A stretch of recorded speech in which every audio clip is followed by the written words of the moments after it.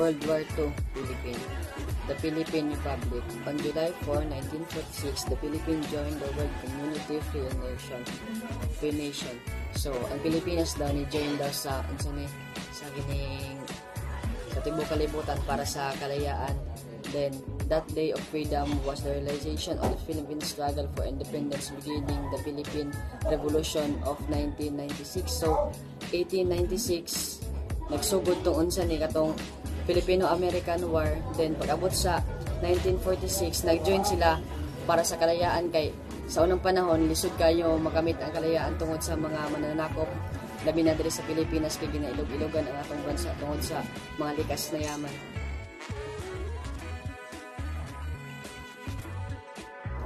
We have reached the summit of the mighty mountain of independence. So naabot na nato atong ang kuan kining kalayaan niya. Then karon naapod tayo kining natawag nato nga Independence Day. Tapos kada tuig man ta mag-celebrate ana kay kuan man ang araw ng kalayaan. An historic drama has just been unfolded before our eyes. The American flag has been lowered from the flagstaff in this land, not in defeat, not in surrender, not by compulsion, but the voluntary act of the sovereign American nation. So, daghan man kay nagsakop sa Pilipinas sa una. Then ang American gitabangan ta nila din nadaog man sila tong unsa ni katong mga digmaan sa unang panahon tong World War. Then ang Philippines nga imbis ilahang i-under ila na lang gihatag ang Philippines sa ato mismo. Then dili pa sa urban country na pag nasakop ang Philippines under nila mo nila slave ang uban Pilipino. Then ilang babuyon kining ginayap mo nila mga alipin.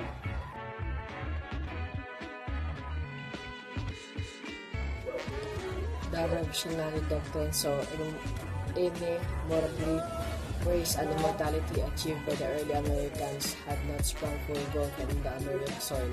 They were conviction which had distilled from the product and centuries of the struggle and sacrifices. So sa unang panahon, ang Amerikano sa ilang mga product, dili ilang gaya na nilambo. Naghanas pa sila kining sacrifices o naghanay pa sila giagihan ng mga pagsubok para makamit ang ilang gusto.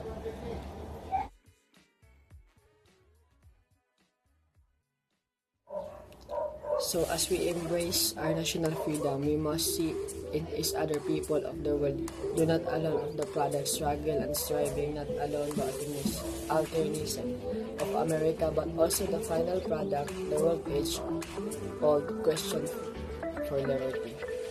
On to our heroes, to Rizal, Del Pilar, Bonifacio, Mabini, Quezon, and to many others, gratitude of memory. So, ako kayo tagpuan kining utang na loob sa mga national heroes kay tungod nila nakamit atong kuanpon kini atong kapayapahan or freedom tungod nila na atong mga national heroes.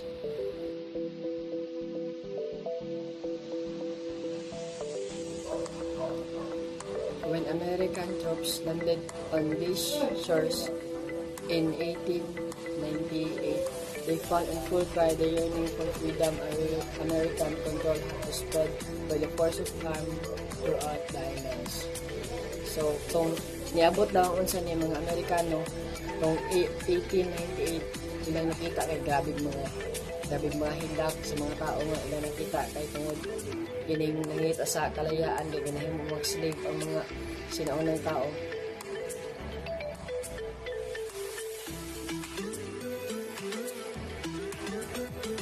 General Arthur MacArthur, the gallant chieftain who led the first army occupation and early confidence, became the General Douglas MacArthur.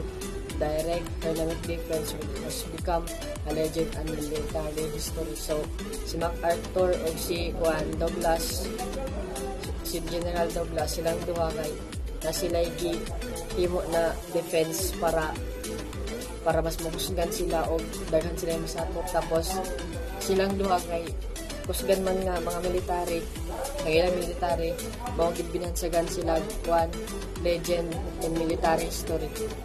That's all.